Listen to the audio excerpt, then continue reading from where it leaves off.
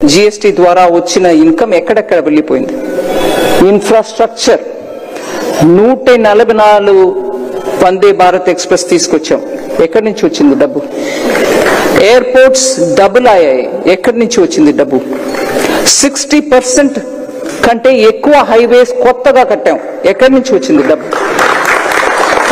అదే రకంగా defence sector లో ఎక్స్పోర్ట్స్ ఇంక్రీజ్ అయింది 34 టైమ్స్.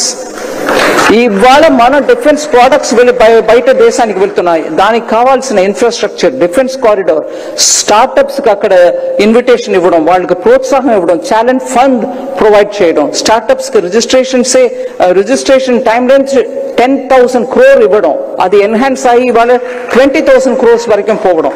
ఎక్కడి నుంచి వచ్చింది డబ్బు? మనం చేసే జిఎస్టీ ట్యాక్స్ ద్వారానే వస్తుంది. అట్లాగే వెల్ఫేర్ స్కీమ్స్, చాలా మంది అంటారు నేను ట్యాక్స్ కడుతున్నా, అక్కడ ఫ్రీగా ఎవరికో ఏదో ఇస్తున్నారు.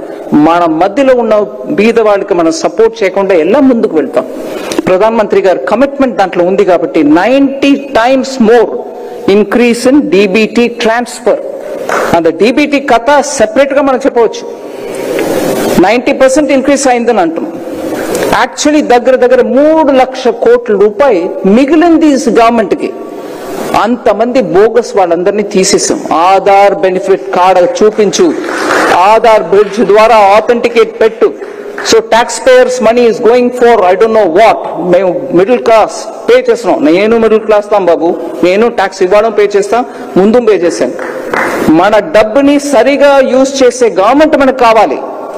ఆ డబ్బుని వేరెక్కడో ఖర్చు పెట్టడానికి గవర్నమెంట్ అక్కర్లే మనకి.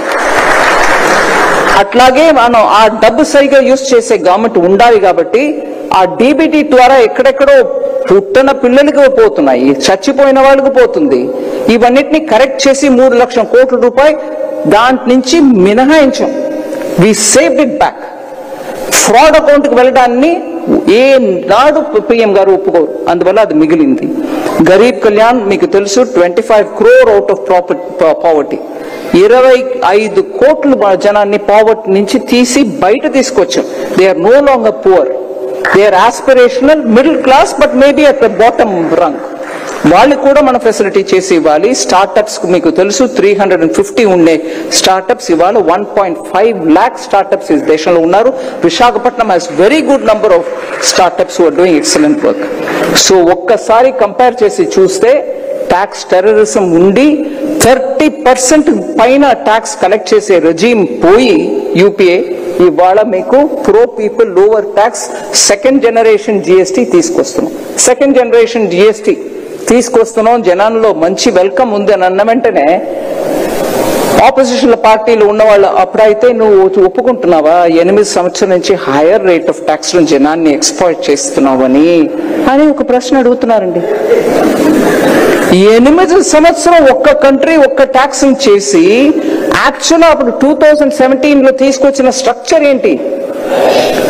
జిఎస్టీకి ముందు ఉన్న ఐటమ్ ఒక్కొక్క ఐటమ్ ని చూసి అది 6% లేకపోతే 7%, కొన్ని స్టేట్స్ లో 4% ఉన్న అట్లాంటి ఐటమ్స్ అన్నిటినీ 5లో తీసుకొచ్చారు అప్పుడు 2017లో. అట్లాగే ఒకే ప్రోడక్ట్ అది ఒక స్టేట్ లో 10%, ఇంకో స్టేట్ లో 13%, ఇంకో స్టేట్ లో 15% గా ఉంటే అవన్నిటినీ కలిపి 12% గా తీసుకొచ్చారు 2017లో.